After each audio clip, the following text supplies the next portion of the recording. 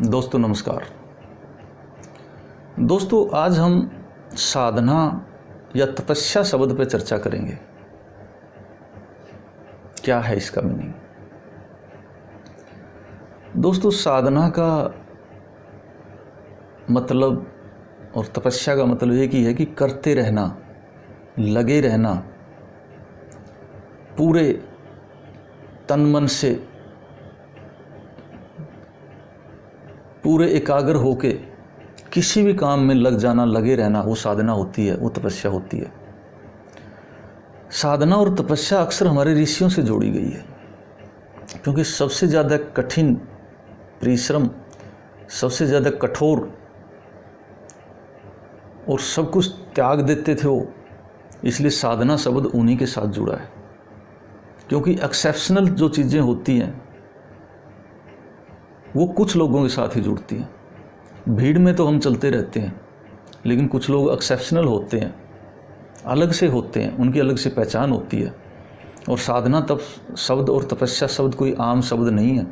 अपने को मिटा देना, अपने को खो देना, अपनी हस्ती ही मिटा देना, उसे साधना कहते हैं। साधना का मतलब कि बीज की तरह होता है। बीज जब हम ज़मीन में डालते हैं, अंकुरित होने से पहले उसकी अवस्थाएं चेक करें, वो गल जाता है, उसका अस्तित्व समाप्त हो जाता है। वो गलने के बाद, पूर्ण रूप से गलने के बाद वो अंकुरित होता है। ऐसी साधना का पथ है। हम मिट जाते हैं, हमारा शरीर खत्म होने को लास्ट चरम पे होता है, लास्ट बिंदु पे होता है, तब साधना का फल मिलता है, तब तपस्या का फल मिलता है।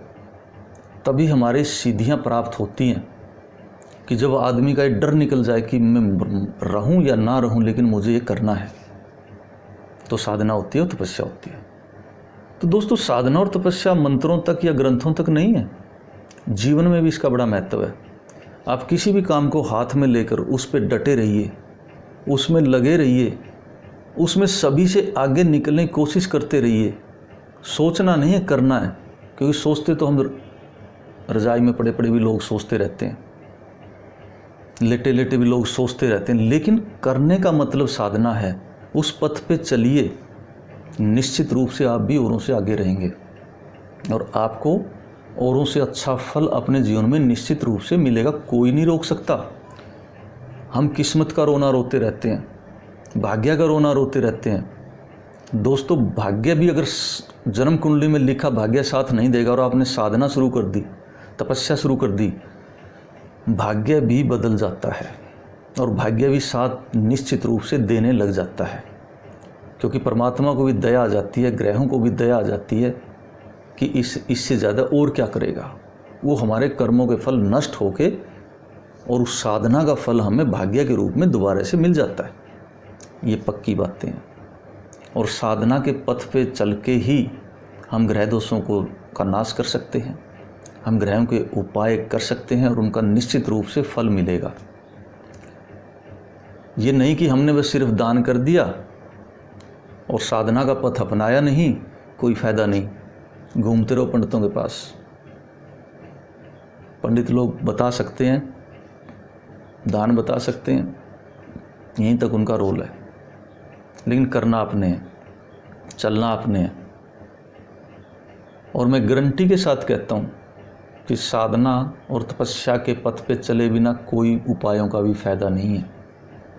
उपाय करिए, मंत्रों के जाप करिए, लेकिन कठिन दौर से, कठिन परिश्रम से गुजरना होगा आपको। कोई भी काम कर रहे हैं, आपको हानि हो रही है, स्टेबिलिटी नहीं मिल रही है, कहीं काम चल नहीं रहा है, आप पंडित के पास जाओगे निश्चित रूप से।